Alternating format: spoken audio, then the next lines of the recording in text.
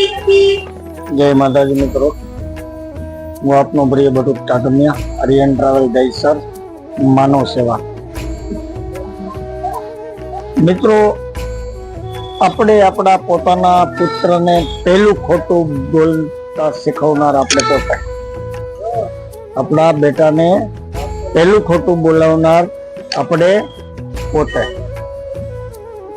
કેવી રીતે મિત્રો? જુઓ, આપણે જ્યારે કોઈનો ફોન આવે, આપણે જે માણસ સાથે વાત ન કરવાની હોય, એટલે આપણે આપણા બાબાને કહીએ કે બેટા ફોન ઉપાડ, અને એને કહે કે પપ્પા ઘરે નથી. બાળક ફોન ઉપાડતા બોલતા અચકાય પહેલી વખત, કારણ કે એને પહેલું ખોટું છે. એટલે આપણે એને શીખવાડી છે કે કહી દે પપ્પા ઘરે નથી. એટલે બાળક ફોનમાં કહી દે છે કે પપ્પા ઘરે નથી. પેલું ખોટું બોલતા શીખી ગયા. પછી કોઈ પણ વ્યક્તિ બીજી વખત ખોટું બોલતા અચકાતો નથી. એટલે પેલી ભૂલ આપણી છે, આપણે એને ખોટું બોલતા શીખવાડી છે. પછી મિત્રો,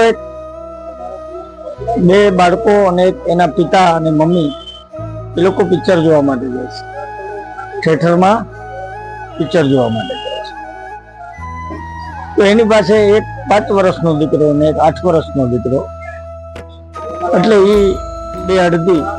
એક અડધી અને એક આખી ટિકિટ લે છે. એટલે ટિકિટ આપનાર વ્યક્તિ એને પૂછે છે કે ભાઈ, આ બાબો એ 5 વર્ષની અંદર છે, 8 વર્ષ, 5 વર્ષ ઉપરનો બાબો છે, છતાં એ એમ કે છે કે આ ઓછી ઉંમરનો છે, એટલે એની ટિકિટ અડધી લે છે, નથી લેતા, એકની અડધી લે છે, પીછું જોવા વહી જાય છે. જે કાંઈ આપણે કરીએ છીએ એ જ્ઞાન બધું બાળકમાં આવે છે, એ બધું જોવે છે, એને બધી ખબર છે, બરાબર. પછી એ જ ટોકીજમાં એ જ સમયે બીજા એક પ્રોફેસર માસ્ટર બે બાળકને લઈ અને પોતે પિક્ચર જોવા આવે છે, અને ટિકિટ બારી ઉપર જઈને કહે છે કે ભાઈ, બે અડધી અને એક આખી. તો ભાઈ કેટલા વર્ષના છે? તો એક મારો બાબો 5 વર્ષનો છે, એક 8 વર્ષનો છે. તો કે સાહેબ, તમે કદાચ આ 5 વર્ષના બાબાની ટિકિટ ન લીધી હોત તો તમને ફાયદો થઈ જાય, કારણ કે આનું કઈ 5 વર્ષની નીચેના બાળકની ટિકિટ ન હોય.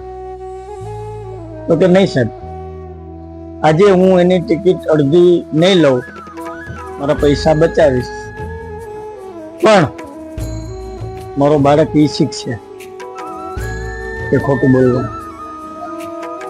એટલે મારા બાળકને ખબર પડવી જોઈએ મારી હેસિયત શું છે, મારી ઓકાત શું છે, મારે કઈ રીતે રહેવું જોઈએ એને ખબર પડવી જોઈએ. એટલે જે કાંઈ વાવીએ એ જ ઉગે, જે કાંઈ શીખવાડીએ એ જ શીખે, ખખડાવી તો ખોલે.